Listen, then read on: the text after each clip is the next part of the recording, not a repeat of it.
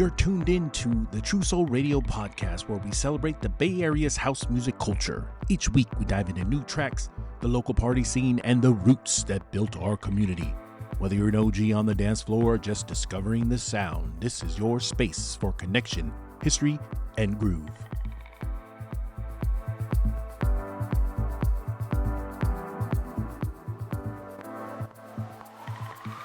Today on TruSouL Radio, we're going deep with Eric Groove, Bay Area DJ, promoter, percussionist, and co-founder of the About the Music Collective.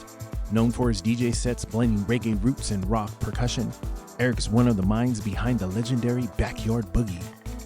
Bay Area, I want to welcome Eric Groove. Let's get into it. So we're here with Eric Groove. This is your boy JoJo. This is the TruSouL Radio podcast. And my very special guest, Eric Groove. Yeah. Hey. Finally got you in the studio, or sort of studio. We finally made it happen. So anyway, we're here, TruSouL Radio podcast, and I tell all my guests, I'm building the origin story. I have my whole house music X-Men, all the house heads, they're telling me their origin story. So the first question, obviously, is who's Eric Groove? Well, it's kind of evolves because it's through time. But been event kind of coordinator, DJ. Used to play percussion for a long time. Dad, husband, family guy, and I'm raised in Oakland, and who's Eric Groove? No one ever asked me that. Right? It's kind of a thing, right? It's kind of it kind of trips you out when someone actually listens to you, Yeah, I don't know. It's kind of on the spot. Who am I? Yeah, right. Well, like I said, I can help you out. So here's a pretty standard question for everyone that I usually give. So what are some of your earliest musical memories, even before you were involved with DJing or house music or any of that stuff? Oh, earliest music memories. Oh wow, this is tough. I've had a lot of influence of different music. I was into not even what I'm into now. My parents didn't take me out to a lot of shows or anything, but I remember going to see the Rolling Stones way back in the days at the Coliseum. Nice. with my pops. Uh-huh. That was one of my early memories. I was a kid, and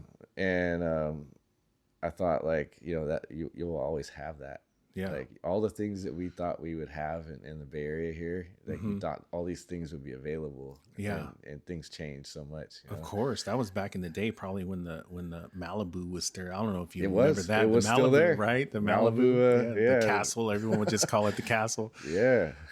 Yeah. So the Rolling Stones, man, when they hit town, I mean, they were a big thing when I was growing up too. So, that's kind of cool. And I don't know, I think rock and roll, it gets its origins from rhythm and blues, and that comes from the blues, and so it's all kind of tied into everything, really. Yeah, my a lot of my influence growing up was my older sister. She was into rock, then metal, and all that, and I kind of just followed her and her friends around when I was in middle school and high school. And then I started finding my own thing, reggae music. I was really into that. And then later on got into house music. And that's reggae and house were two things I really gravitated towards, the vibe and the message and everything. Yeah. That's cool, man. I don't know. I feel like house and reggae, for me, they're a nice match. I love that mixture, man. They are a good match, but then there's certain things about reggae music, the certain dance halls, they're kind of a little bit conflicting on the messaging. Yeah, for sure. But overall, you can find the vibe that you want. Yeah, right. The community vibe, the vibe, the one love, everybody just, lounging. And I remember they did that spot on Sundays over at New Parish, man. That was a really good party. I don't know if you ever got to do that. It was all reggae, like all night. I think it was Reggae Gold. Yeah, Reggae Gold. Yeah, Yep. yeah. I used to love that party. Anyway, this interview is about you. So any like specific artist or anybody that you could just comes off the top of your head that you're like, these are cool guys. I want to buy this tape or I want to buy the CD or something. Oh, we would have to talk for a few weeks, let alone like this hour. Hey, well, hey, let's go. Let's go. Let's start it out. I would get off work at around like 10:30 in Livermore in the mid 2000s, and I would drive back to Oakland to be at the Oasis on Wednesday nights for Lion Rock. Oh, that's right, the Oasis, and that was my weekly ritual, and I would be there by midnight to the closing, the last 2 hours, and I would stick around and ask the DJs and what track was that, and you know, all the roots of culture reggae stuff they were playing. Like I was all like, I mean, I have thousands of tracks and albums like of reggae music. I was like a collector, you know. Yeah.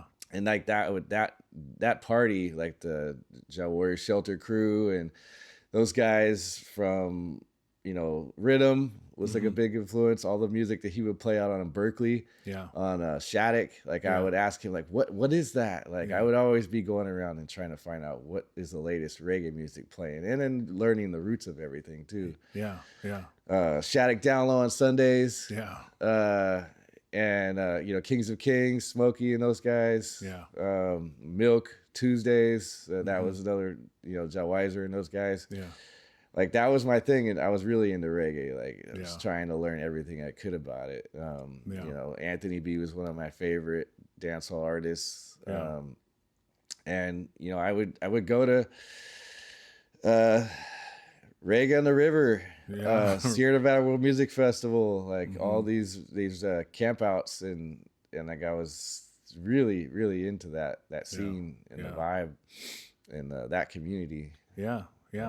But that kind of just, you know, that's kind of like the foundation, right? You're running around following DJs, collecting records, you know, and like I said, it's very similar to the house thing. You know what I mean? So sure. So so tell me, like, what do you remember? I'm like I said, I remember the first time I heard house very specifically. Like I remember that moment. And I'm wondering if you had that moment ever. Like, what do you remember the first time where you like said, "Whoa, what is it? This is house music. Well, like, what is this?" You know, the house music that I originally started getting into wasn't the stuff I would ever listen to today. Well, hey, it starts somewhere. Like right? It was like Cascade and you know, it was more sexy house. So yeah, I like guess you Miguel Miggs, like Miguel Miggs, like you know, Chuck Love, and because I was I played percussion. Yeah, I was the guy, you know, in the corner of the club with bongos and like, you know, at the house music club. So I was like, my first memory of listening to house music, it was my sister. She would hand me a CD of different people and be like, "Hey, this is going on. You're gonna come with me." Yeah, and that's how I would find this stuff out. And then I would find what I liked over time. Later on, evolved. And I mean, that stuff's, you know, it's still groovy today, but it's not something that I could get, you know, the dance floor really going. It kind of evolved. Like, I guess just digging into the roots of house music too, trying to find out like where'd this come from? You know, who are the pioneers of it? Like I became, just like with reggae music, I started figuring out, you know, like there's more to it than what I would just handed this CD. So it took a while for me to figure out where I wanted to be with that. But man, I'm drawing a blank here on like what was the well, I mean, it's like I think every kind of DJ goes through that. Like you kind of evolve with your sound and, you know, this and that. You're probably going through all the different parties, maybe like Remedy. I don't know if you ever went to Remedy back then. Well, I had a roommate, Carlos, that I can't remember if he was a roommate first or if where I met him. But I started taking house dance classes in the city. Yeah. And I wanted to get active and dance, and I wasn't a great dancer, but that's what I was. we were trying to learn this stuff. Yeah. And I would learn the different kinds of music that would originate and that the house dancers were into by going to class. And 10 would teach class, and Odie sometimes, and CoFlow, and his wife Amy would sit in sometimes, and they were Flowology. Yeah. And they were a big influence on how I learned about house music. After my sister introduced me to a different kind of house music. She was really into soulful house back in the days. Yeah. And she would just say, hey, check out this, and that's how I would learn from it. And I don't know who was telling her, but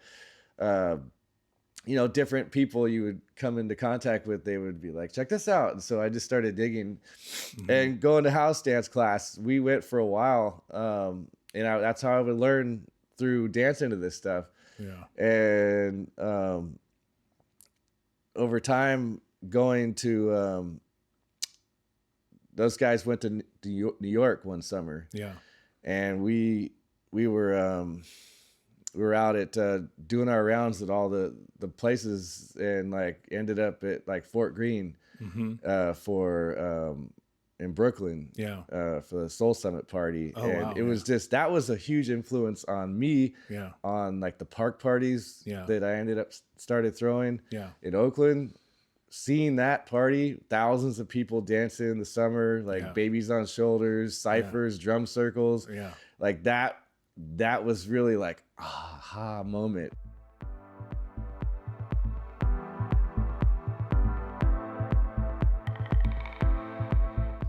You're listening to TruSouL Radio, roots from the underground. You're listening to a very special interview with my guest, Eric Groove from ATM. Let's get back into it. When I heard Days Like This at that park in the summer out there, that was I want to bring this to Oakland. Yeah. Granted, when I started doing park parties in the Bay Area here, never got to that level. Yeah. But started small with the people I did know that were into house music, and it grown for various different things over the years. Yeah. That party was a huge influence, and maybe what I wanted. A goal is creating community and bringing community together to dance, in day parties, things like that. It was those guys, 10 and Odie and Cody. Those guys, they had so much influence and inspiration, and they were motivating a lot of their classmates to, go out and listen to this music and things like that. Yeah. And me and Carlos, my roommate at the time, he was one of the few people that we formed about the music. Yeah. And it was just an idea, and it formed into what it is today. Yeah. And I met Jason Kincaid around 2005. He was doing Grooves in the Park in Stockton. At the time, I had a girlfriend out that way, so it was I was going to his parties, and we connected instantly. I originally met him at a party at the Oasis called Stylist Thursdays, and he gave me a CD. And a year later, him and his partner Mike, we brought Grooves in the Park to Oakland. Yeah, and that grew into various other things later on. But that was a cool kind of turning point that was growing into what we're doing today. The ATM party and the about the music, and I mean you're already going that direction, but I mean maybe we can circle back later. But but Sorry, talk to me. I'm like No, going no, off on a. don't even worry about it, man. We're going off on a tangent, man. We go from front to back to front. I mean, it's like, hey, man, whatever the conversation goes, that's where we're going. But since you're talking about, ATM and, the Grooves in the Park with Kincaid and you gotta tell me about the Backyard Boogie. And that's like one of the, I mean, For sure. I hear people and look, there it's been such an influence here in the Bay. Like it became that party that some people like, that is their party. That is their like, oh my God, I had so many moments there. It's like the party that people talk about, the party that builds memories for a lot of people, a generation of house heads. So how did that get started? And what was the kind of like the idea? And I mean, it just seems so counterintuitive to throw a house party, but it goes back to like the loft. And, Dave Mancuso, he had his party at his house. That was the loft. All right. So it kind of harkens back to the culture, to the roots of it. But I'm just kind of curious, like, what made you think I'm going to throw a party at my house in the backyard? So, well, I've always been throwing some kind of gathering at this house since I was like a teenager. I was always like the guy that was hosting, whether it was just barbecues with, neighborhood homies and whatnot. And we would just play a radio or whatever. We didn't have like iPods and things back then, Right. You had a boombox or whatever. And those kind of grew into my sister. It was her birthday and her friend Belinda.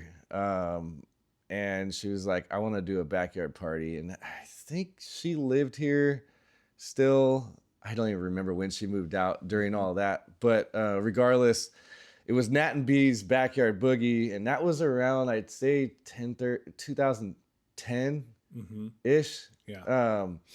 And it was their birthday party. And they were kind of in a certain group of like house heads in the East Bay and San Francisco area where they invited all their house head friends and a lot of people that weren't even house heads that were probably into radio music or whatever, maybe even never heard house music, but those friends of friends started coming every year and became house heads if they weren't already. And it was the landscaping to get this backyard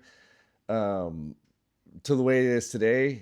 In, I say 2009, the year before that, I started landscaping to throw parties. Yeah. It was, that was a whole nother journey into like, it was just like my mom's old garden, full of like fruit trees that like were rotting fruit all over the place and like dog poop and like, cause we had dogs running around back there and the place looked like a mess, and I just basically took a chainsaw to everything. Dang. And stump grinded all the stumps and brought in new soil and landscaped the whole thing slowly. Each year, each party you went to, like there was a dance floor now, there was a tiki hut that, it was the DJ booth and everything. But I'd say a few years of Nat and B's Backyard Boogie, I was kind of on a parallel path doing Grooves in the Park with Mike and Jason. And then at the same time, me and Carlos were dancing, in at ODC learning house dance classes. Yeah. And somewhere along the lines, my sister didn't want to do like her birthday anymore, and it just became Backyard Boogie. Yeah. And then Grooves in the Park kind of like fizzled out, and then we started doing Deeper Side of Soul, me and Jason and Carlos, and started doing ATM parties. That's when I first started DJing in 2012, because I had the equipment, I was throwing the parties. Yeah. And then that's when Jason came on as like, ATM. And so all this kind of blends into the Backyard Boogie where ATM wasn't a birthday party anymore. The Backyard Boogie, it was me and Jason and Carlos now throwing these parties, and my sister wasn't involved eventually. She moved out of town, but she came back sometimes to groove, and But the Backyard Boogie, it was like a spring and a summer. It was just a summer party. I'm trying to remember now. Yeah. Raheem Jihad, Yeah. he wanted to do his birthday party in the spring. And so that's why we were doing not just a summer party, we were doing a spring party. Yeah. And we did that for a few years. And eventually, as a group, and Carlos was living here, we were like, hey, we're just going to do ATM parties. And it's just going to be about the music that does this. Yeah. And Raheem was a big influence on me on learning different soulful house and different artists from out of the area, besides the Philology guys. And he introduced me to Tommy Tunes and, Madsky and, a lot of, David Harness was his good friend. And David played in the yard way back in the days for his birthday too. And so now we had a spring and a summer party. It eventually was just a spring Backyard Boogie and summer Backyard Boogie. And it wasn't like either of their birthdays anymore. Yeah. But, the influence of them and saying, hey, I want to do this party. And I was like, I'll host it, to be still keeping it going is pretty awesome to see my kids grow up in this. Yeah. And people met here. They've got married that met here. They told me stories about like different relationships coming and going and like, people meeting their new best friend or whatever. Yeah. And it's really special for me to keep it going because it's been, I don't know how many years it's been a long time.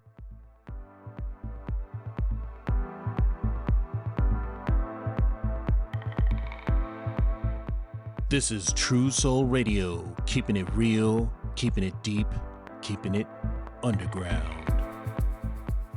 You're listening to a very special interview with my guest, Eric Groove from ATM. Let's get back into it. It goes back. I mean, got to be like 15 years now, or what? Yes, around 13, that. 14 we had a break with COVID, and then I did kind of some like more private, mellow, just to get it back going. Yeah, I used to be on that text list. I'm not. I changed my phone number. I used to text you. I'm not on that text list anymore because I changed my phone number, but I'm hoping I get back on that list, man. Yeah, You got to put me back on that bad boy. Yeah, so like, I hope to keep doing Backyard Boogie, as long as I'm into this. Yeah. And have people one day say, wow, like that was legendary and it's still going. Yeah. And this last couple of years, we stepped it up. Yeah. Well, I mean, you had some really big headliners. I mean, and it was kind of a nervous thing. Like, we went from just local homies to now we had Marcus White and Spen this last year. And even though he's local, Shortcut, he just blew the roof off of the place. Yeah. I was here for Shortcut. He was amazing. Yeah. And I've never had that many people dancing like on the back deck. Yeah. Like, from the front to the back, like that many people moving. Yeah. At one point I looked under my deck to make sure the support beams weren't like gonna buckle. Yeah. And I was like, damn, he's killing it. Like, it was crazy because he was mixing up like, up tempo, like in some good old school house, and then with his whole, his whole thing with hip hop and everything. I mean, I thought it was awesome. Yeah, I mean, that was the thing. Like for my influence of growing up in liking old school hip hop and reggae, dance hall, like soulful house and all that. I told him, I was like, can you do all that? And he was like, I got you. Yeah. And he went everywhere seamlessly. Yeah. And was scratching like in and out of everything, and people were just losing their minds. They're like, oh my God. Yeah. I mean, Shortcut, I mean, he's a Bay Area like legend institution out here. So yeah, getting to see him live, because live is where you see like the artistry, you know what I mean? The mixing, the scratching, the cutting, all of that stuff. But then like Shortcut, he's like what makes him so awesome is that he can rock the party. He's like, because there's some DJs that are technicians, they're scratchers, they're beat jugglers, or this and that. But Shortcut rocks the party. Like he is like the epitome of like a DJ, because that's what his main thing is. He wants to rock the party. Yeah. So that's really cool. And it was I was here for that one, so that was really awesome. And we were right here in this little corner. We had this front little corner, so yeah, usually people have their spot. Yeah. And that's what's cool about the party too, is that like everybody's got their spot. You got the drummers, you got like, people vibing, you got people drinking, people eating. It's just it's such a great vibe. Having like, the dancers, even though I don't really dance much anymore, and like percussion folks was like, and then just your general, party people and homies and people, community folks, is like really important for me to like have all kind of like, present. Yeah. Cause that's kind of like what I've been into. Yeah. And I didn't get too much into like my playing percussion and whatnot, but like, I'll try to grab a drum in the middle of it all when I'm hosting, but usually I'm running around and like, and I'll like play a little something and I got to keep moving. But like once upon a time, I was not DJing. I wasn't really throwing parties. I was just, I would bring my bongos and I would find out what's going on, Mission Rock out on the patio, End Up, or it's a place at B412 and it was like Palo Alto. It was a Passport party. I'd be out there. Yeah, Passport, that's right. Like my sister, that was her kind of crowd, and she told me about that. I would be out there every whatever Sunday. I forgot which Sunday what it was, but like that was with what's his name? Mario Dubs, right? Wasn't he doing the Passport? No, it was Jaime. Oh, Jaime, that's right. It was Jaime. Man, how could I forget Jaime? And I'm drawing a blank. He had a partner. I know who you're talking about, and I just played with him at Cardiff too. And I can't. Was it Albert Campoy? No. I can see his face right now, and he's gonna be like, "Oh man, have you heard?" I feel like we're throwing out all these names. That is he's like, "Oh man, you forgot my name." Like, no, I know you, Mario. Don't be mad at me, bro. No, like we're good. He was there, but that wasn't his party. I always see Mario like. Because there was definitely a South Bay crowd, like that South Bay, that kind of peninsula-ish kind of crowd. And then there was the crowd in the city, and then the East Bay kids, that would go to like the People, and, so all the different, it was very rare that, there's a few of us that would hit all the parties. Yeah. Like all the way across. My thing was like, today I don't have as much time with having children and family and everything, but like at the time, even though I had a full-time job and, whatever else going on, I was trying to be present and contribute to the parties that I liked going to, because I liked the scene and the vibe. And like my contribution was like getting people like, it was adding a little flavor with like percussion, whether it be like a little cowbell here and there, a shaker, or some bongos. Sometimes I would bring my djembe, but that was a little more heavier. Yeah. But there was other folks with congas and timbales, and I would get in with them, and we would have this like percussion corner, and people loved it. Yeah. And my also one of the places that had a big influence on me and Carlos, when he moved into my house, was Brothers and Sisters at Luca's. Yeah, that was a great party. Daedon and Daniela. Yeah. I was in the corner with my little percussion toys and stuff, and People's Party. Yeah. Even when it was, first briefly at Oasis, that was the spot. Yeah. I was like trying to contribute. I wasn't in the dance circle because I didn't feel confident enough. I had the basics and the foundation down because I took the classes, but I felt like I was kind of being a little phony if I was like, I didn't have the confidence, but I was confident in playing drums and whatnot. Yeah. And learning to play with a DJ was like, a lot of people can't do that. Yeah. Like if you go out to the lake on Fridays and they're like kind of drum circle drummers, and when they hear a DJ, they just play to their own tune in their head, and it sounds horrible. Yeah. You really have to know when to sit out part of a song or whatever. And like I was learning that, over the years, and I'd like to say people didn't think I was annoying. Yeah, well, there are certain instances where it does clash. Yeah. But like you said, I mean, you're a musician. And so how did that all get started? Tell me about that, about how your percussion. I just picked up some bongos one day, and I had like drums and djembes, and just listening to different music, whether it's reggae, it's be much more slower, but or house, or trying to listen to funk or soul and different kinds of music, and listening to those songs, since I didn't have an instructor until later on, trying to figure out these rhythms that I keep hearing on different music, and playing by myself. And then I would hear house music and try to fill and put little spots in between the, what I heard was going on.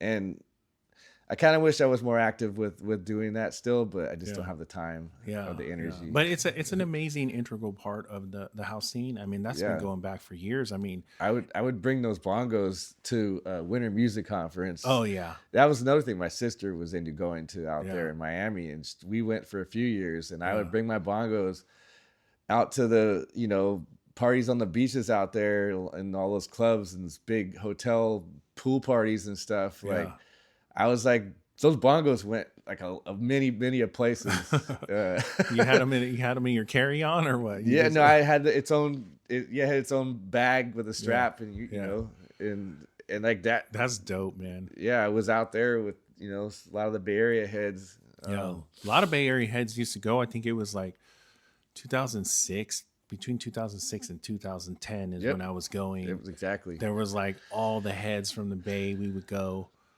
I mean, and I'm talking about, it's so funny because me and JV, we actually shared a bed because we stayed at the Riandi, and that was like the kind of cheapest hotel out there on South Beach. And I don't know, I have so many memories of that time, but it's kind of cool because I do remember like a huge group of people from the Bay would go and meet up out there. We'd be at all the parties. But that's epic, man, that you're bringing the congos, because I remember at the end up, man, there was a good group of people that were there that actually vibed, with the music. It's a talent to be able to contribute to music already currently playing, and not be playing for yourself. And just trying to get attention, because I see that, and you're just like, yo, like, tone it down, like, people are trying to listen to the music, and it's you got to play in the pocket, not over the music, No, that's key, and some people got it, some people don't, but for the most part at the Back Yard Boogie, it's always like everyone just kind of flows off of each other, whether it's the dancers or whether you're kicking it, or, people know when to kind of move out of the way or just, hang back, or, And usually if someone steps on your feet, they're like, oh, I'm sorry, and they'll apologize. And it's usually, no one's like upset about anything. Even if it's crowded and someone's bumping into you, they're like, oh, my bad. It's all good. Because they don't want it to stop. Yeah. People know that if like they cause some drama, like this won't happen again. Yeah. It does get very crowded. People do step on you though. Man, people bumping into you. It's like, this last party we did, I had to start selling tickets. Yeah. Because originally it was just a free party. Yeah. And then we were doing $5 donations for years. Yeah. And then it went to like, $5 to $10 donations because we have more costs. Like we're getting better equipment. I'm like trying to fix stuff so people don't injure themselves.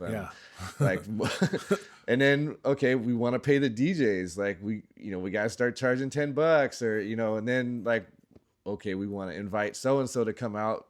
They're a minimum of this amount. And then it's like, okay, now I'm married, like wife's like, hey, like this is a huge impact on our property. Like, and what if this happens? Like, you should probably make more money doing this. And everyone for years said, hey, like you got to charge. And I was more thinking like, oh, but it's community. Like I don't want to like, be about like the money, because it's about the music, Yeah. But overall, like people over time were like, yo, this is a value, and people want to contribute. Like you should just charge whatever you want.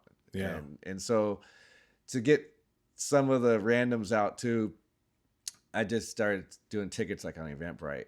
and or like, you know, Venmo or something ahead of time. Yeah. And then I had to put a limit on it, because like you were saying, it's too crowded at some point. Between 6:30 and 8, like at a day party back there, like you walk in, you're like, wow, where am I gonna go? So I put a cap on it, on so many hundreds of people, and this last party was perfect with Spin. And he smashed it. I covered all the costs and a little bit extra to throw into the, like, you know, the family fund, whatever. Paid all the DJs. Everybody was happy, and you know, we have food and security, make sure, you know, people are taken care of, you know. And it's and I'm learning. Like each time we do something, if somebody has a complaint about this or that, rarely ever. Even people are helping out. I was like, yo, I gotta kick them down a little more. They want to volunteer, but like, it's like I gotta make sure everybody's happy, and I don't want any kind of like weird vibes, like, because I had never dealt with that before, like actually making any kind of money. You know, we're just like happy to cover the cost, and it's like still good vibes, and the neighbors aren't pissed, you know. And there's like all these moving parts and things behind the scenes where I'm like, okay, who do I have to take care of? Like, oh, my neighbor, like, you know, I gotta shoot her a bottle of wine and this and that, like make sure. And for a long time, my neighbor Rini, she was working the door and helping out for, you know, she called the police on us when we first started. Oh, wow. And I was like, hey, let me invite her and all the other neighbors that might have a problem. And then now they're coming to the parties. And, you know, this is the only place in, you know, that you could do something of that magnitude in Oakland. Just being real, like police are not going to show up for a good time. I can't even get them to come to my house when someone broke into this place. And it's like, you know, police came by maybe once or twice over like 15 years. And they come by, they're like, turn it down a little bit. I'm like, all right, got you. You know? And they see security at the front gate. And in the back, and they're like, they took a little lap, and they're like, you're good. No one's, you know, leaving the property with alcohol in their hand, like open containers. Like, make sure no one's like blocking a driveway or anything. And if they do, that's their fault. They should get towed. Because that's you know, for me, that's an insult.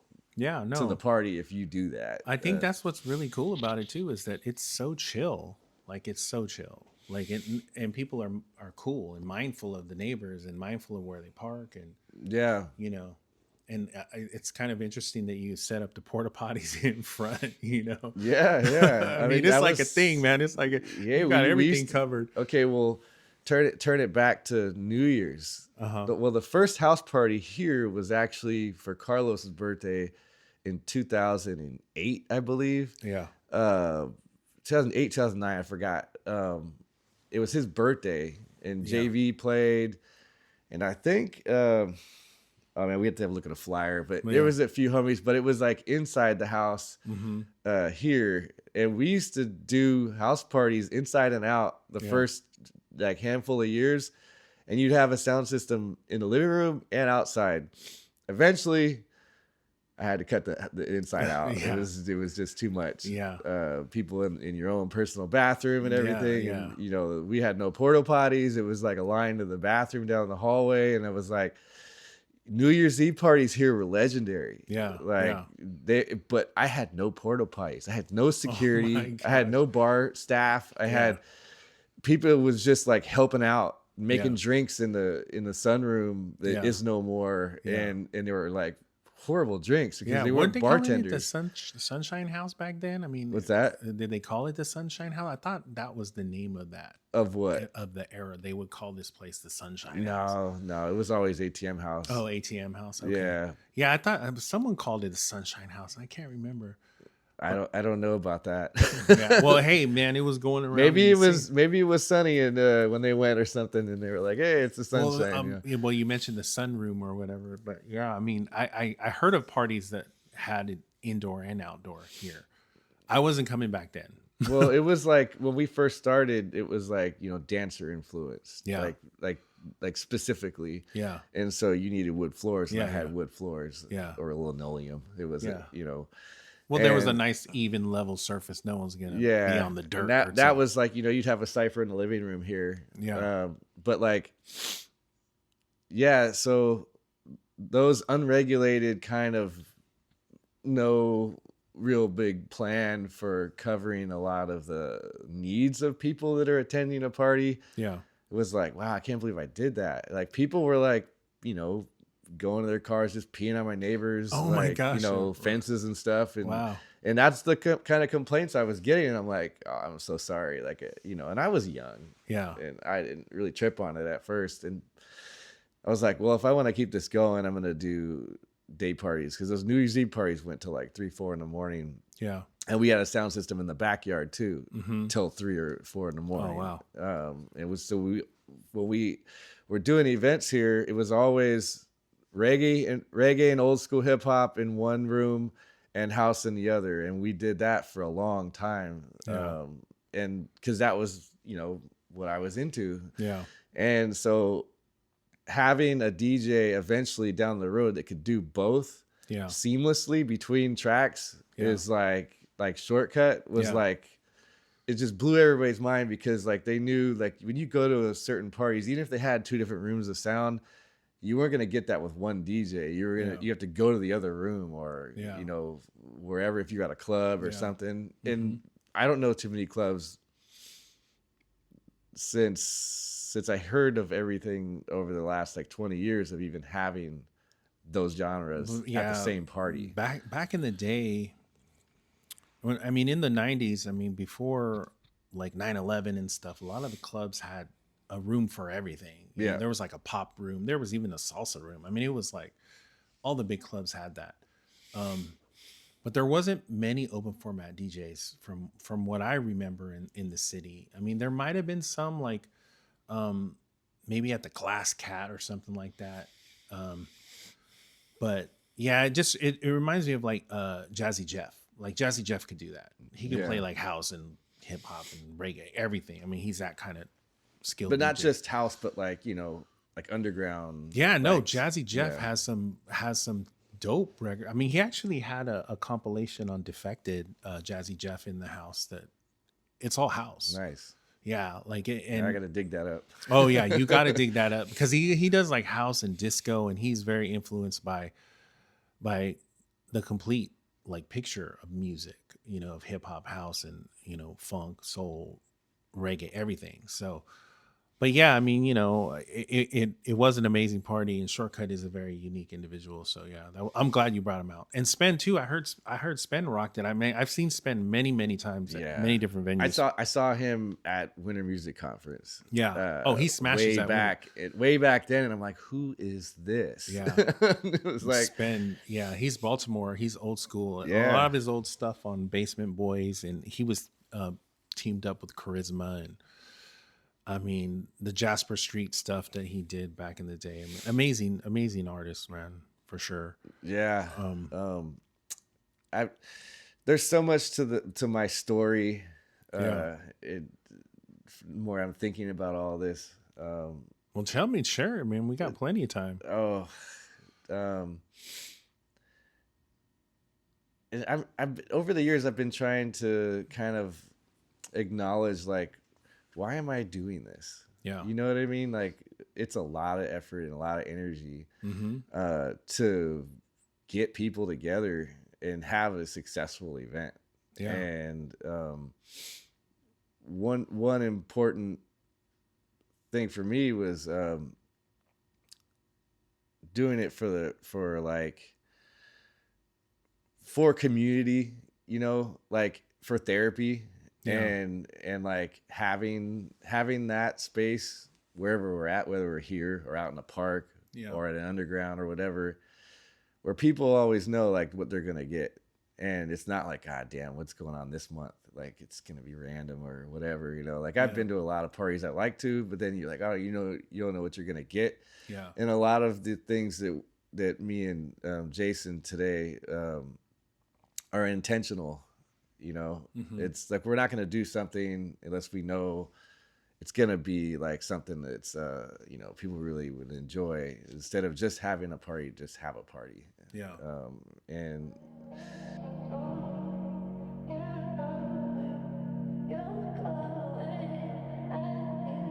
This is TruSouL Radio, keeping it real, keeping it deep, keeping it underground.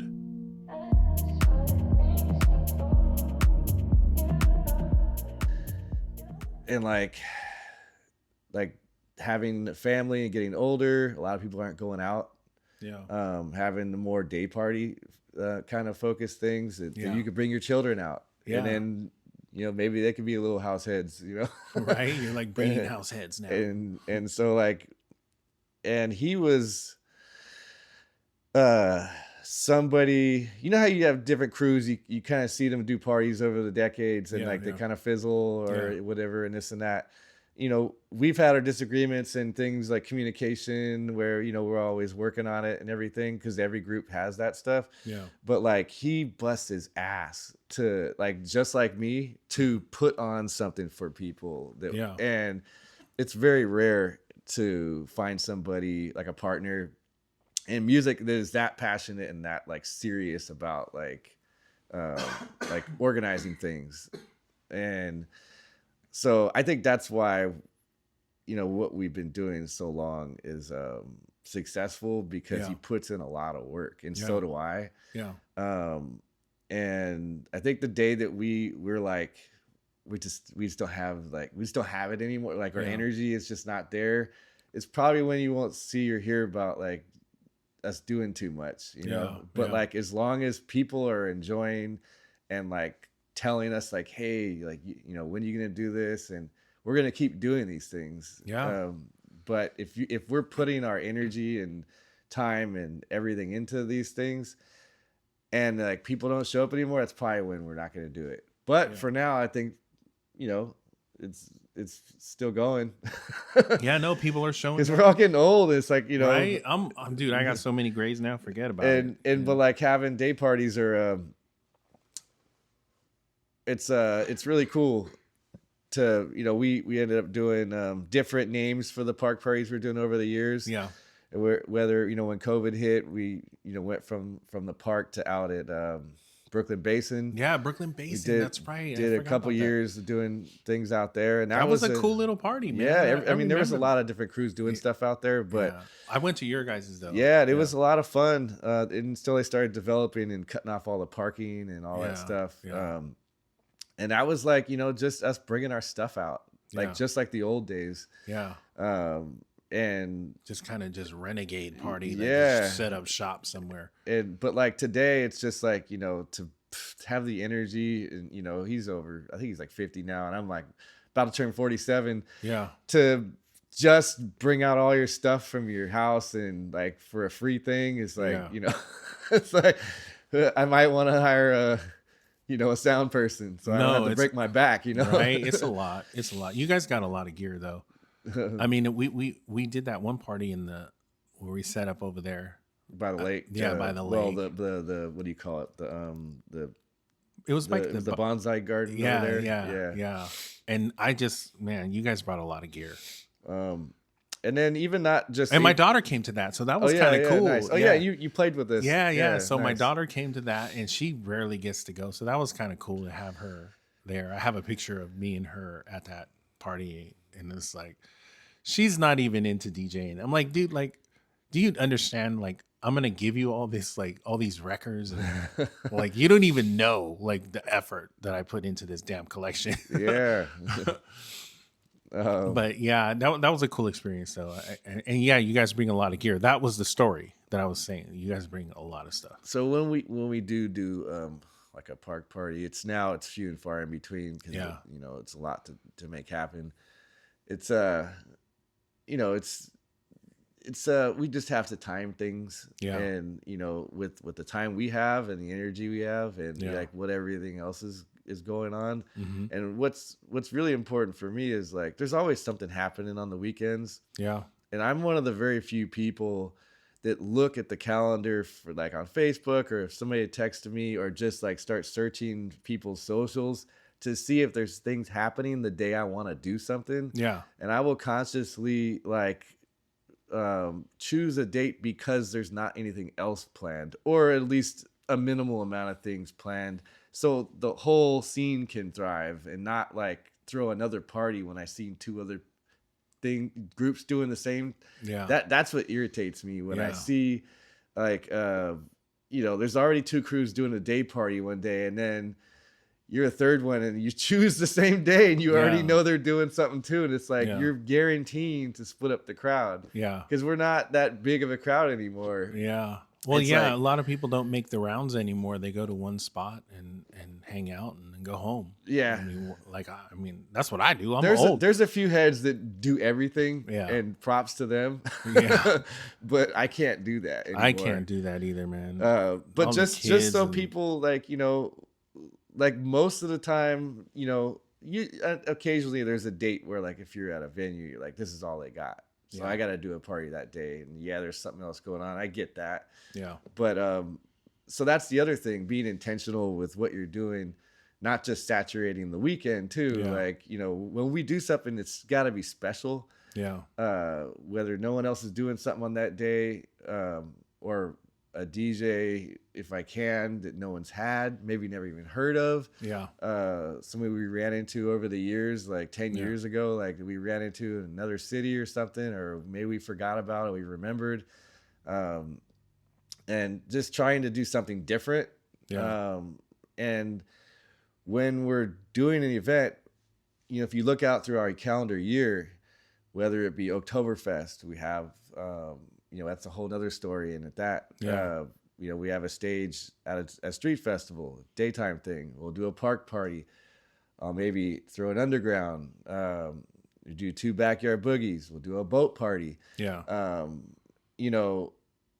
Or I'll play out somewhere, another city or whatever. I was involved in West Coast Weekender in Yeah. San Diego for like 5 years. Yeah. So it was, when I'm inviting you out to these things, it's something different every month.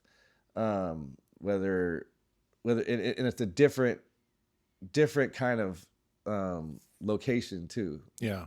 So you're not getting those that do ask, and some people may or may not still be on a text list. I'm just not gonna hit your pocket, like come out another Friday or another Saturday, like every week or every month, do the same thing. Yeah. It's gonna be something special. So if you don't come this time, it's not happening until next year. Yeah. And that was kind of like, I take pride in that, where Yeah. like if you miss the Backyard Boogie in June and July, then you gotta wait a year. Yeah. Or if you miss our boat party, it's next Halloween. That's it. Yeah. Like Yeah. I'm not, I might throw another one, but I might not. Yeah. We might do a park party, but it might not happen again for a while. So people know that it's gonna be special. Yeah. And I think that makes it more value for people, that it's not just a promoter saying like, come to my thing again, like every Yeah. month, Yeah. and that's what I kind of was like, I don't know, that was just like what we've been doing, and it's been working. Yeah. No, the formula you have works. But yeah, everything's a different vibe, and that's what's cool about it. The backyard's its own thing, the park parties are their own thing. And I haven't made the boat party though, but I hear those are cool. I haven't Yeah. been on that one yet. Yeah, we almost like sold out this last one, but it was like a threat of rain, Yeah. and I didn't sure what the ocean was gonna do out there, and Mhm. like wind and everything, and it was like game time decision.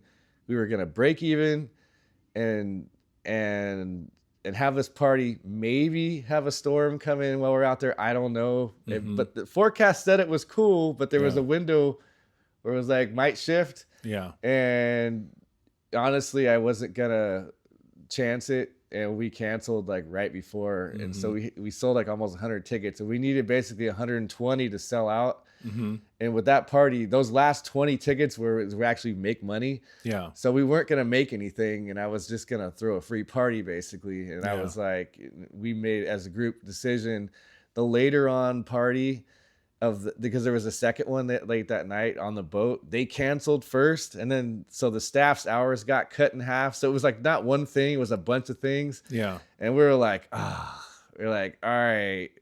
And then we ended up just canceling. I wish that we just did the party, Yeah. But we usually have a lot of fun on those. We did them for many years. Yeah.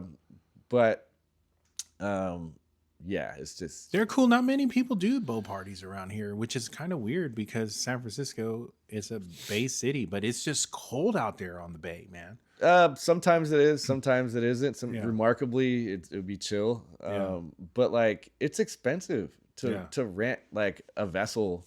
Yeah. You know, they want a lot of money an hour. So now like you have to charge more just to break even. And people used to us doing free parties all those years probably wasn't a great thing. Yeah. Because then they would expect this cheap thing, you know. So I'm like, hey, it's $60, and you know, a lot of people want to do it. Yeah. But if there was a threat of rain, I think that kind of just like, I don't know about this. And but after COVID, people reevaluated their priorities too. Yeah, for sure. And everything's more expensive. Yeah. You can blame it on supply chain, whatever. Yeah. You know, politics, you know, tariffs or whatever. Yeah, blame it on whatever. But so, like, it's people real. used to, you know, people used to have more expendable money too. And now when you go out, like, you have to really be choosy and intentional with where you're putting your money. Yeah. And everything you're dropping, like if you have a family, you're dropping $100 just to go to some like basic place to eat on it for dinner. Yeah, no, for sure. But it used to be like 40, you know, right? You know, I mean, I mean, you know, even when I just go out, like I'm spending $100 just going to like a club, you know. Yeah, because I'm like one of the people that likes to pay. I like to contribute to the party that way, so I'll pay.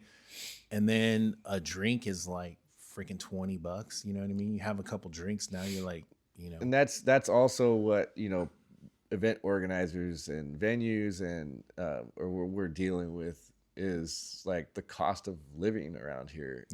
People need to pay their bills, and they're not going to go out and blow it on like partying. You know, they need to have that outlet, they need to go out, but some people just don't have it, or they would rather probably do something else with their money. So that's even more of a thing where, you know, if you're throwing an event, if it's not free and you have costs, like trying to find that balance of you know, feeling good about walking away with a little bit of money and not charging too much for your community, you know? And then, but yeah, I don't know what I'm sidetracking here, but since you're sitting here, so deep, I have a question for you. What was you used that like affiliation? How are you involved in so deep? So back in the day, me and Steve Rigmaiden, we actually made a track that came out. Like, so I just like I can't remember how I met Steve. We kind of met through the scene. And I was kind of, you know, DJing, and I had I was working at KZSU Stanford, so I had a little, you know, part in bringing like the talent from the city to the Big Love Show, which was there every Monday. All right. And I brought Steve out, and we just started hanging out. We were hanging out. And he started showing me like some production stuff, you know, and we ended up making like a couple of tracks. Only one came out though. One got released. And so that's why I put So Deep on there, because I was on his label, you know, as a producer. But yeah, that track, it's not on TrackSource anymore, but I still got it hidden somewhere in my collection. Right on. But yeah. So we did some production, and he came out and DJ'd at KZSU, the Big Love Show. And yeah, that's kind of how we met. And then we were hanging out. We were going out to the people when it was that was the heyday of the people, when it was at New Parish. You know, everybody would, man, every time that party was there, it was cracking. Yeah. But yeah, that's how we kind of met. But then, you know, I haven't seen Steve in years, man. I don't even know what that cat's up to. Yeah, I ran into him at Home Depot like a year or two ago. Yeah. So what are you up to, man? I think the last time I seen him, and I didn't even get a chance to say hi. I saw him like in a crowd at the Brooklyn Basin. And I just didn't, I didn't even get to say hi. He just vanished. You know, he's like that type of dude, just vanished off. The reason why I brought up So Deep is because I was like one of Steve's like Steven Rigmain's biggest like fans. Yeah. Like he was hot for like for like music wise, talented, very talented dude. For a while, and the early ATM parties, Steve was a staple on the lineup for what we were doing. Yeah. And Carlos loved his music too, like Afro, soulful, deep and everything. Yeah. So like when you think back of I didn't still tell a story of Oktoberfest, but Stephen Rigmain and Raheem Jihad were like, and for some of the Backyard Boogies, like they were always like, I always included them, or at least tried to. Yeah. And Steve, it was Steve and Raheem. We started Oktoberfest on the street. It was a 10 by 10 canopy. It was like me and Jason and Steve and him and Rhythm, and Raheem and Rhythm, and me and Carlos weren't DJing at the time. I was just bongo guy and throwing parties and stuff. And it was in front of the old Subway by Farmer Joe's, and the festival was, its first couple years, it was cracking, but it didn't have that dance component. Yeah. And I bought a linoleum floor, rolled it out on the asphalt out there, and we had just a 10 by 10 canopy and some of the speakers we had. And Steve and Raheem, I was like, I'm gonna put you guys on as much as I can, because like I loved the sound that they were, playing. And for years I had them at Oktoberfest. Until Steve kind of like fell out the scene or whatever. He's like Trippy Sanders now, or for whatever his moniker is now. I'm not, like I said, I don't even know what happened to that guy. We just kind of stopped talking, and I think he was going through it with some personal stuff. And I mean, Raheem, I've known Raheem for years too, man. Raheem's like a brother. Yeah, he's like he's pretty OG. Yeah. But yeah, I know Raheem. He used to come through to some of the Super Soul stuff that we used to do when we were at Temple, because we were at the end up first for Super Soul Sundays with David and Patrick and I. Yeah. And then we went to Temple. And that's when I remember a lot of those kids would come in, Steve and Raheem, and a lot of people from Oakland would come to that party. Steve, I was with in one winter music conference, and he was taking me around. Yeah. And in between parties, and he introduced me to Black Coffee and Kool the song, like right when Superman came out. Right. Yeah, that's when that South African stuff like just started blowing up. And sorry, somebody's rang my doorbell. Oh, no, it's all good. Don't trip. It's probably just a UPS or something. But yeah, and like he was a big influence on like how I found new music too, and like introducing me to people, and like he took me to this one underground Bodhisattva was playing, and I was like, oh wow, I love this too. It was, it's different. Yeah, a little bit more like emotional and tribal. That like, was all the Afro stuff. Man, that started coming out. That like right around that time, it started getting big and becoming its own like genre back then. But it wasn't like at the time Black Coffee wasn't so big that you couldn't like go say hi to him and like give him daps, or you know what I mean? Yeah. It was you would just see him at the parties. Yeah. And now it's like shit. Oh, he's like, super huge. Yeah. Like I just wish I knew back then, like, like, hey, like I should have booked him back then, like afford him, Yeah. No, those guys, and I think, when you mention Black Coffee and Bodhisattva and Manu was another guy. Yeah. That dude had some really cool stuff. But yeah, man, I mean, like I said, me and Steve, we hung out tough for a minute. Like I hope he's doing good. I mean, the back to Oktoberfest.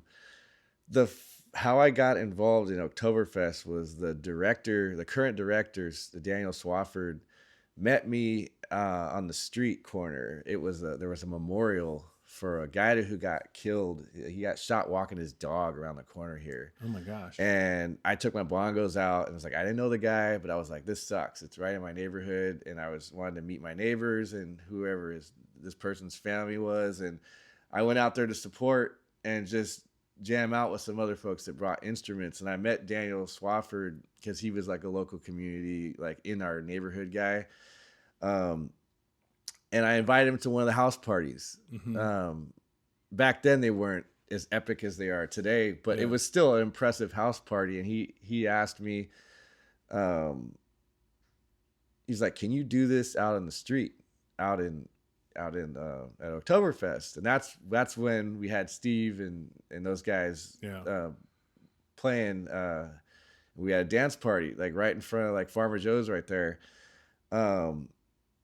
Fast forward to today, I don't know if it's been like 15 years or so later, you know, we have our own stage, our own parking lot and everything. You know, so that was like the start of all of that. And, you know, linking up with All the Way Live along the way and having that hip hop and breaking component along with house. CoFlow was one of the hosts with Sergio Power Surge for many years before he was even DJing. He was like hosting and dancing only. When I went to New York, I'm just all over the place now. But no, it's fine. Go ahead. When I went to New York, that was like my pilgrimage, and I never went back. But I was shown Sapphire like on Tuesdays, and I met Khalif there, and you know, a lot of the OG dancers today. And you know, I was out there with 10, and 10 is our logo. I don't know if people know that's another side story. But like the Afro guy holding the boombox, like that's 10. And we kind of like flipped it and made it more of like a cartoony version and not without his face or whatever. And he loves it. I got approval first, but I would go to New York with those guys, and we were on the subway. There's a video out there somewhere on YouTube, Party on the Train, and all the dancers were dancing with his boombox. And then they took me to, you know, it was Libation on Fridays with Ian Friday. And Carlos Mena was one of the guests there. And Cody CoFlow almost won. He got to the final round of House Dance International in Harlem.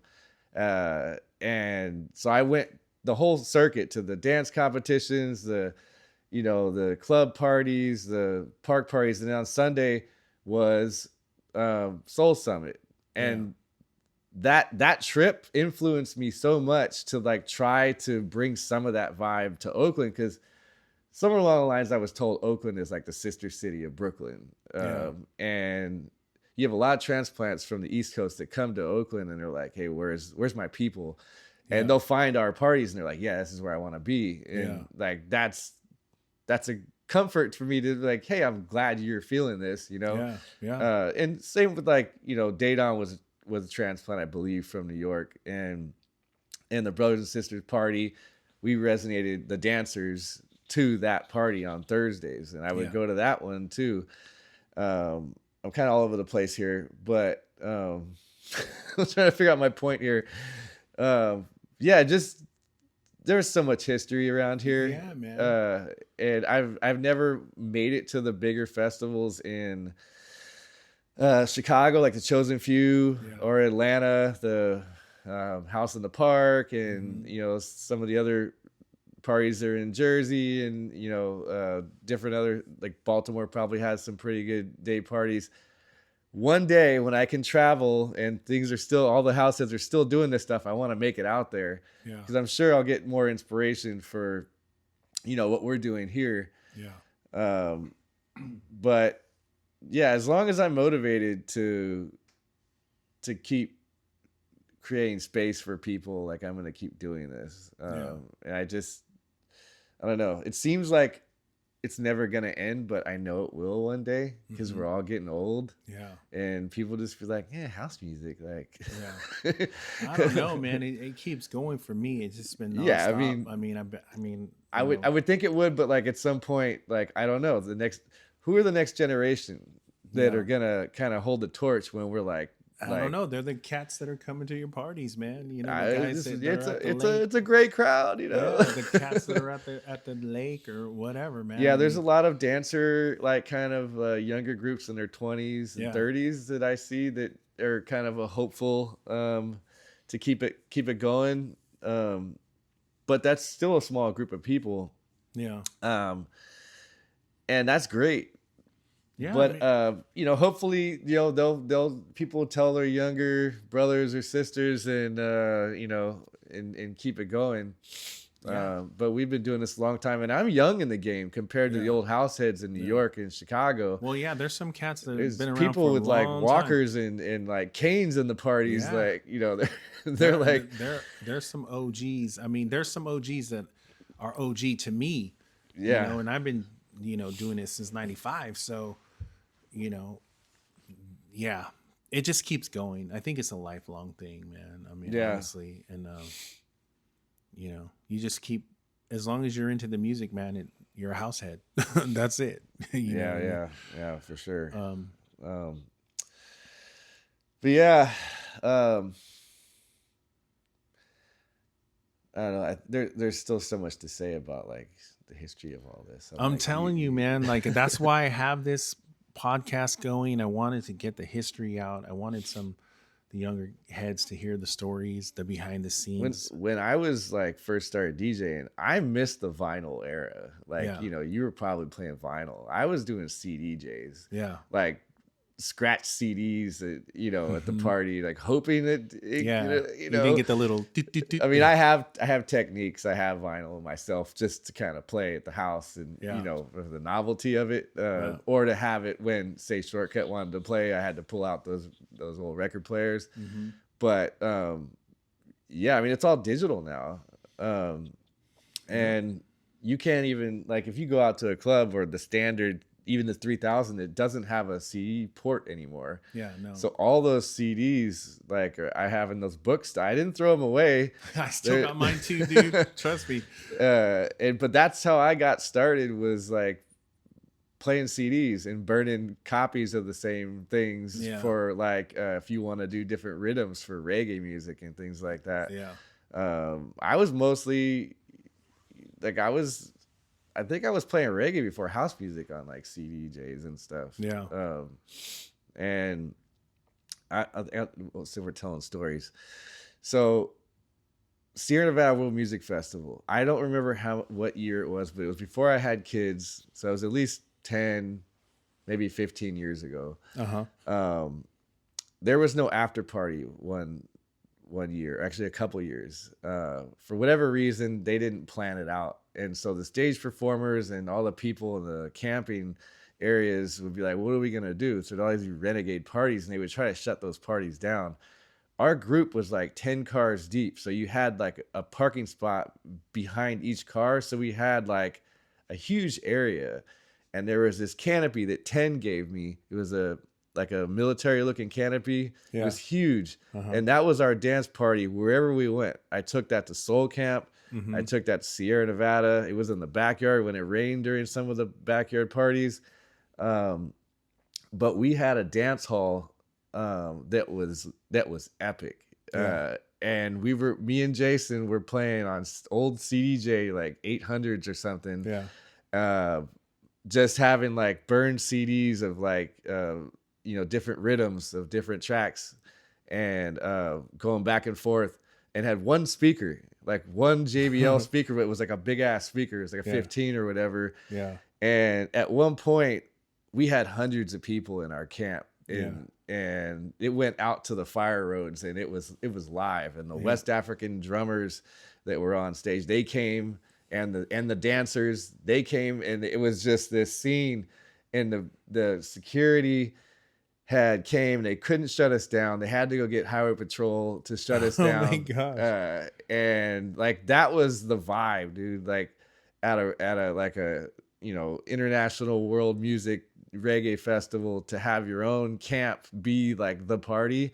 Yeah. Like Irie Dole, who was hosting one of the stages, he came off that stage. It ended up at our camp, like tapped me on the shoulder. Him and Juan G were like, man, you guys are killing it with CDs. And we were never Serato. Like all the reggae DJs, they had Serato and all the stuff, like the laptops already by then. Yeah. But we were really proud of ourselves for that, for like, keeping that going for 2 years straight in that camp. Yeah. And when we finally got shut down that night, the percussionist and I had my drums too. We had like maybe 10 drummers, people playing cajones, like there was saxophone. I mean, everything. It was live, dude. Yeah. And then they shut that down, and then we ended up beatboxing.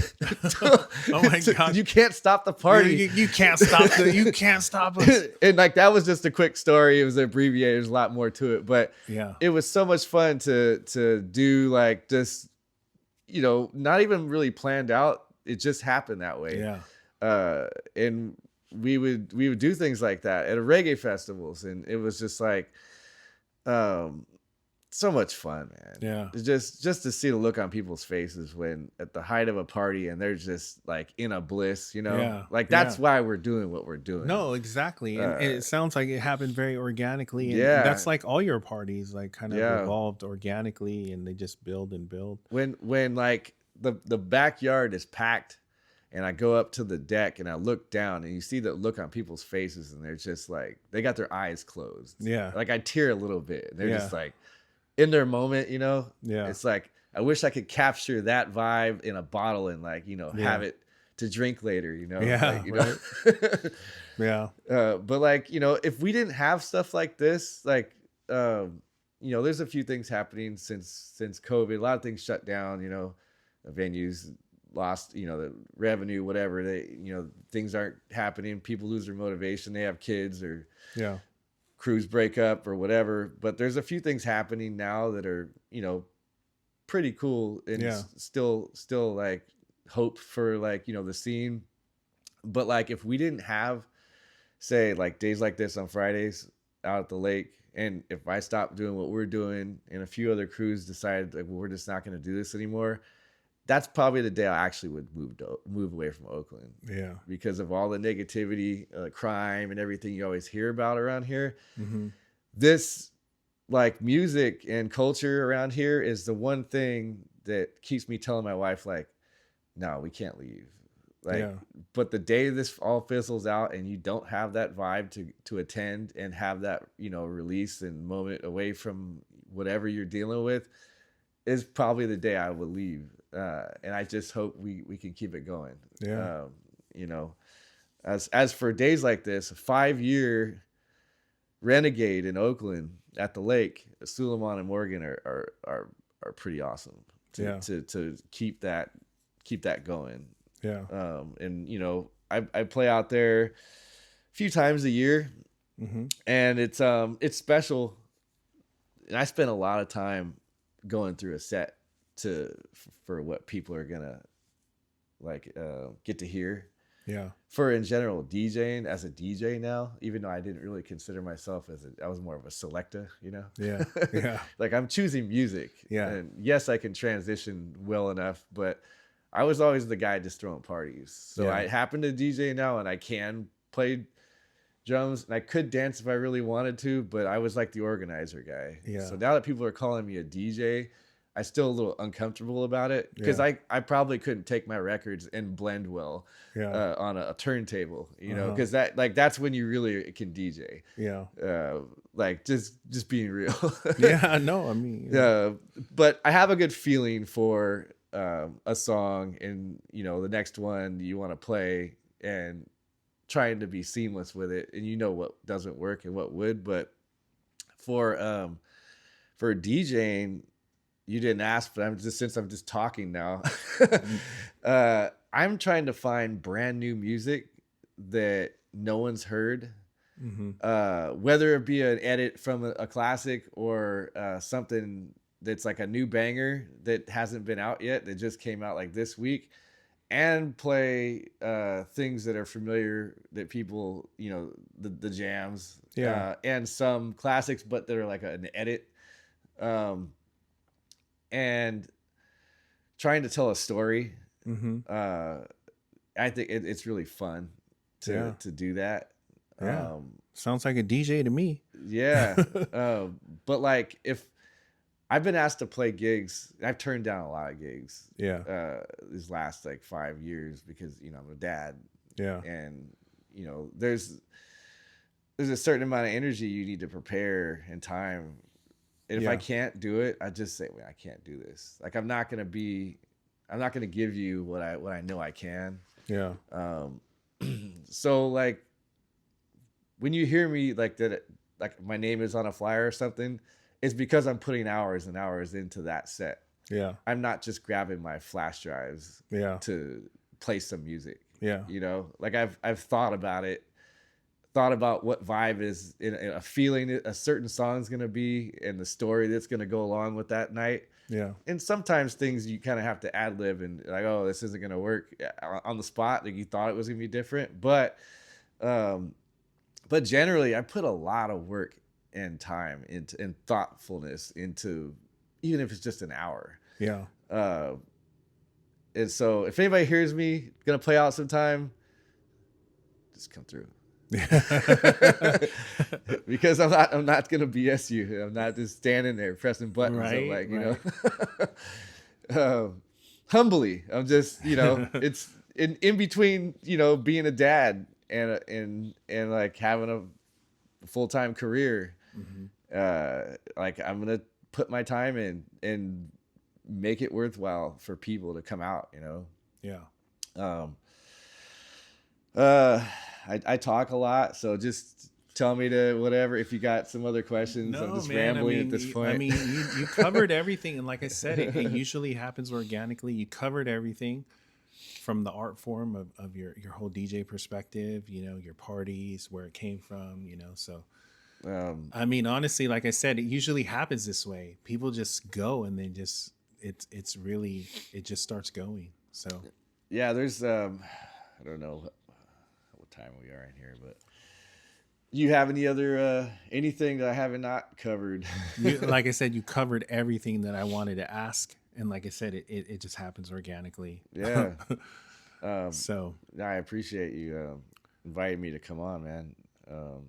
Yeah, no, man, I've been wanting to get you have a very unique perspective, and like, you know, you're a party guy first and DJ, like, you know, that was kind of a role that you fell into, but you know, I wanted all the perspectives, man. You know, like I had Cody, Koflo previously, and he has his dancer perspective and his origin. And I had David, who's the legend of the Bay Area house scene. So, yeah. I'm honored to be in the group of these folks. Yeah. Well, hey, look, man, you're in the group. I respect what you're doing, and I appreciate you being a guest on the TruSouL Radio podcast. So thank you very much. Appreciate it, man. Yeah, thank you.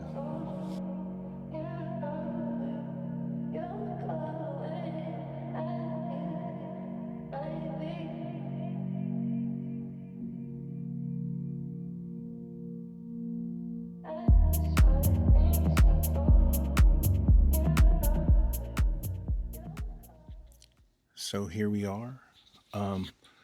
Well, like I said, once again, thank you, Eric, so much for coming in here and welcoming me into your home, and doing this podcast, man. It's been a great experience. But I know you want some time. I'm going to open the floor to you and just let it out, man. Whatever you got for us. All right. Go ahead, man. And one person, I didn't mention, a couple of people I didn't mention when I started talking about like ATM and the backyard parties. When it was first formed was, you know, Carlos, and also who I was taking dance classes with was Endu BC. Endu, he passed away recently, so I didn't want to forget about mentioning him. He was really important in, you know, starting what we were doing for a dance community, like about the music parties. Yeah. And he was such a really good soul, like a really good person. And yeah, I looked up to him as for like a dancer, because he was just a really good dancer. Probably the best out of all four of us. And Jason Nalas, he was a b-boy originally, I believe, but we met him in the dance classes we were taking. And he's out of the area now, but I want to give props to both of them for, you know, getting us all together to create, you know, what it is today. Yeah. That's amazing, man. We want to, like, you know, send a shout out to all those who's passed away. They're up there dancing away, probably up in that dance floor in the sky. We honor the ancestors. We honor the people that came before us and the people that have passed on. So, like I said, thanks again, Eric. Great interview, man. I appreciate it, man. All right, thank you. Yeah. You've been listening to a special edition of the TruSouL Radio podcast with your boy JoJo, your weekly dive into the beats, the venues, and the history that built our community. From the new heat hitting the dance floor to the parties and stories that shape the Bay Area's house scene, we bring it all to you with respect and rhythm. Stay tuned, stay moving and shaking, and keep representing the roots from the underground. Once again, thank you to our special guests. Catch us next week for another episode of TruSouL Radio with your boy JoJo. Peace.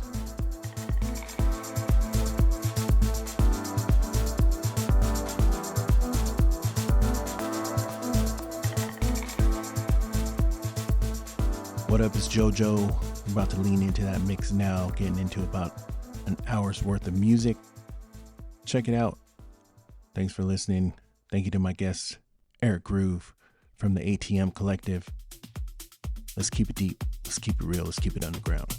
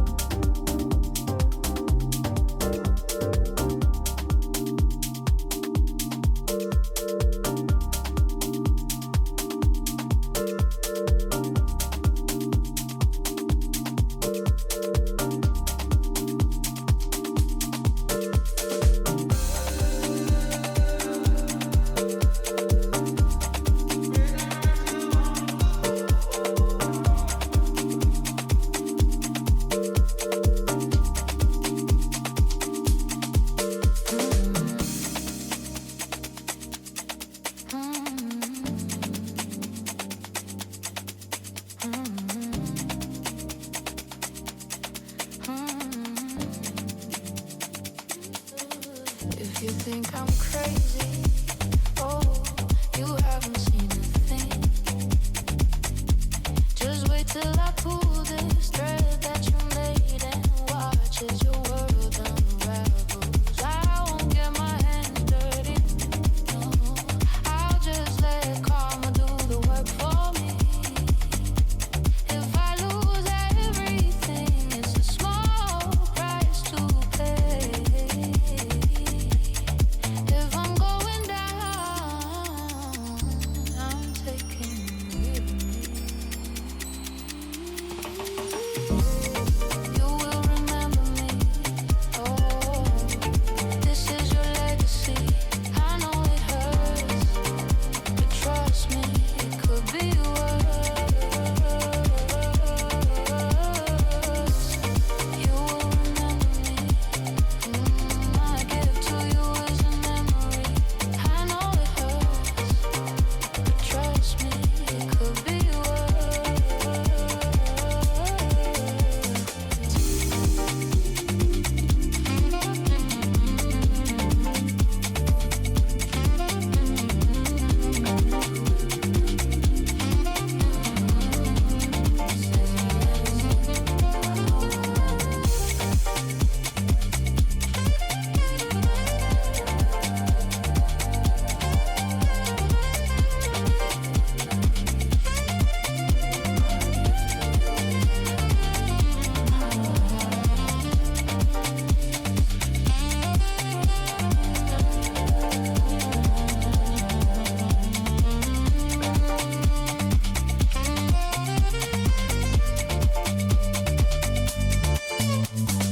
Tell me, what did you expect? Did you think I'd just roll over and die?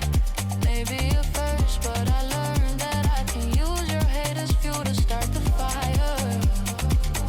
All this pain is nothing new to me, but I promise you'll be suffering.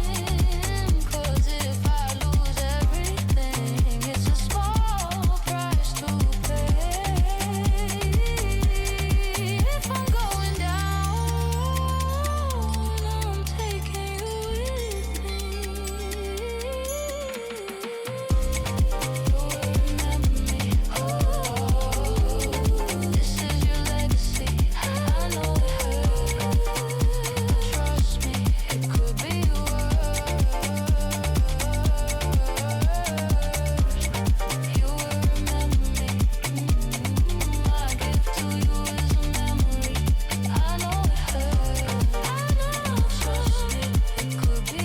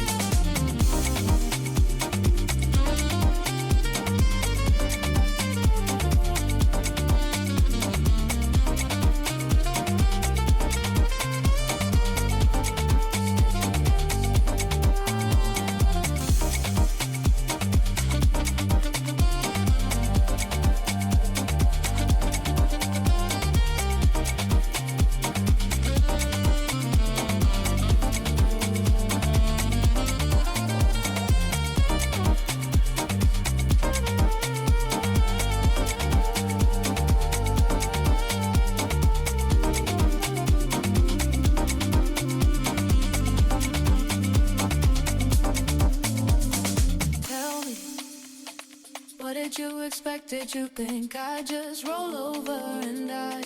Maybe at first, but I learned that I can use your hate as fuel to start the fire. All this pain is nothing new to me, but I promise you'll be suffering. 'Cause if I lose everything, it's a small price to pay. If I'm going down, taking you with me. You'll remember me. This is your legacy. I know it hurts. Trust me, it could be worse.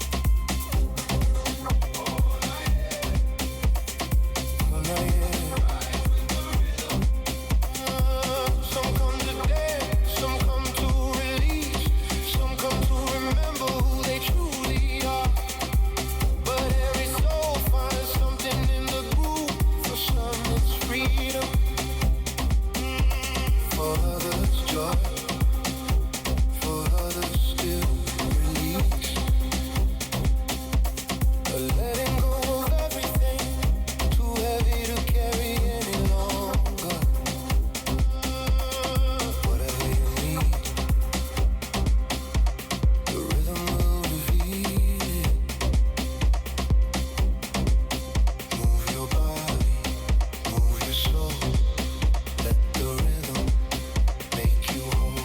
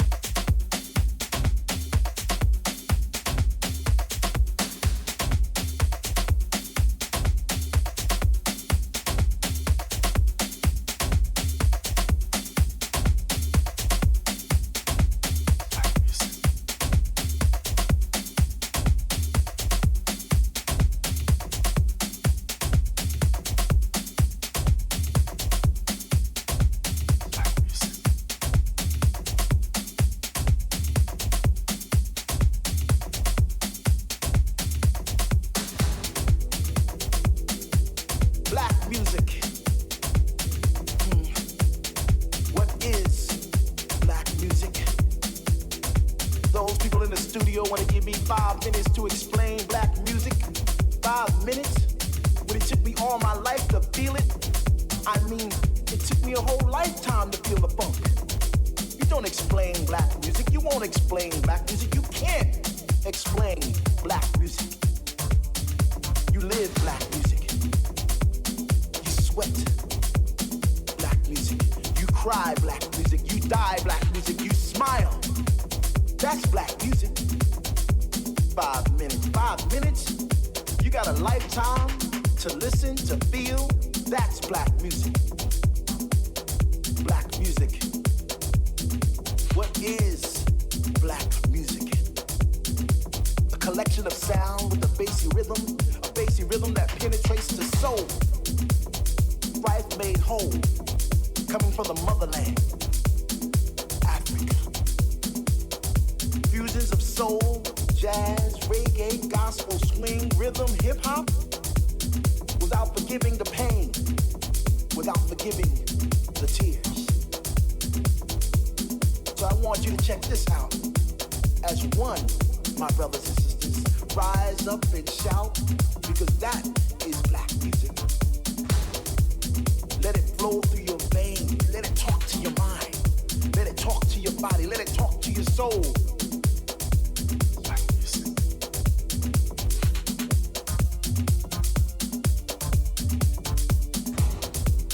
Let it flow through your veins. Let it talk to your mind. Let it talk to your body. Let it talk to your soul. Black music. Black music. Let it flow through your veins. Let it talk to your mind. Let it talk to your body. Let it talk to your soul. Black music. Black music.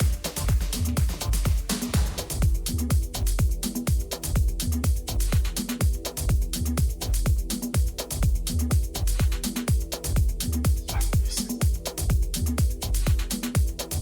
Black music. Black music. Black music. Black music.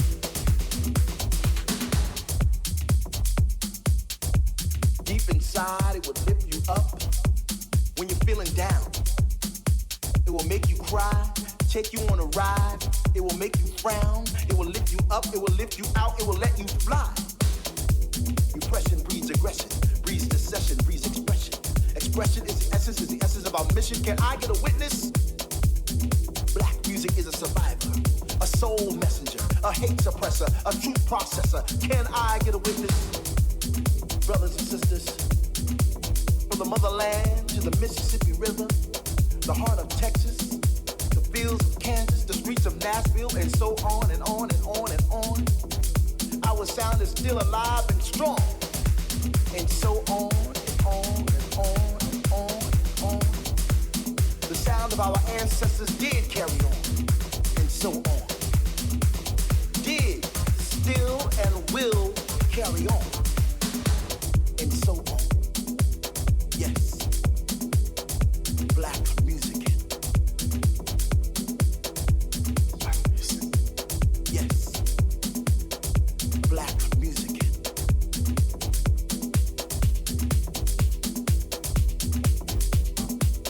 Black music is speaking our soul. And black music is beautiful. I said, black music is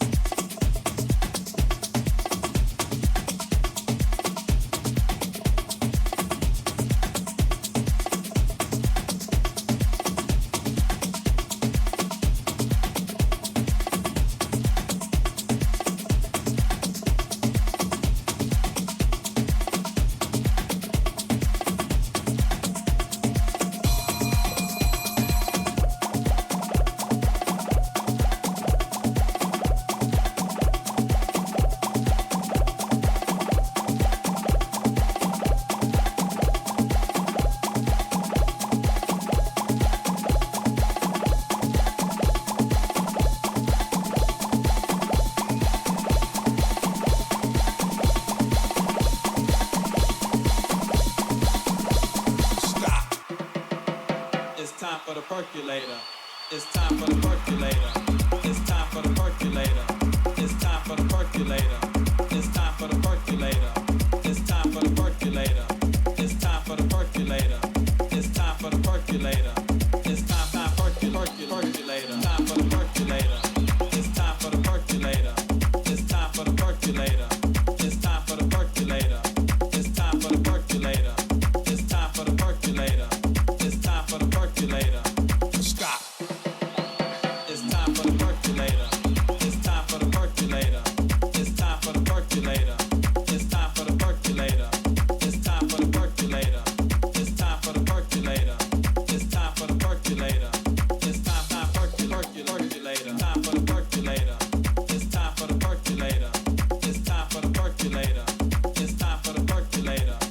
time percolator. Time for the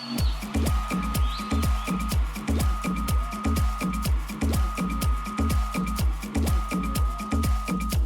time for the percolator. It's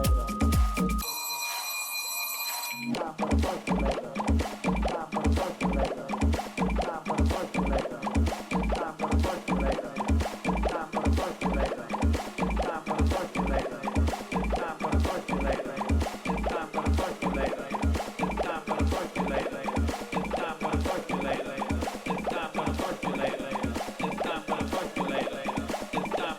for the percolator. It's time for the percolator. It's time for the percolator. It's time for the percolator.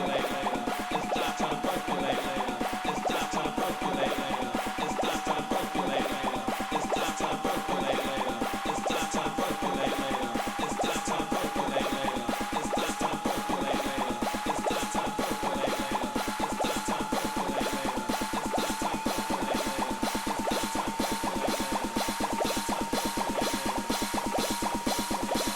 Stop. For the percolator. It's time for the percolator. It's time for the percolator. It's time for the percolator. It's time for the percolator. It's time for the percolator. It's time for the percolator. It's time for the percolator. It's time percolator. Time for the percolator. It's time for the percolator. It's time for the percolator. It's time for the percolator. It's time for the percolator. It's time for the percolator. It's time for the percolator. Stop. It's time for the percolator. It's time for the percolator. It's time for the percolator.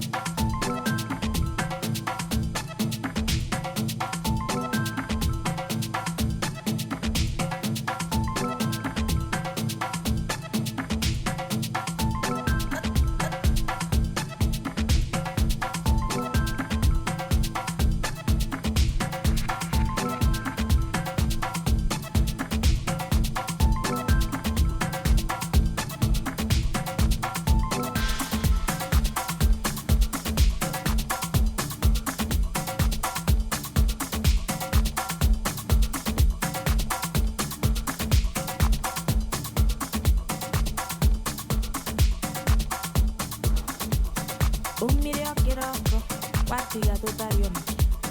Umire okiroko. Batiga tutarion. Umire okiroko. Batiga tutarion. Umire okiroko. Batiga tutarion. Benako, benako, benako, benako, benako, benako, benako, benako.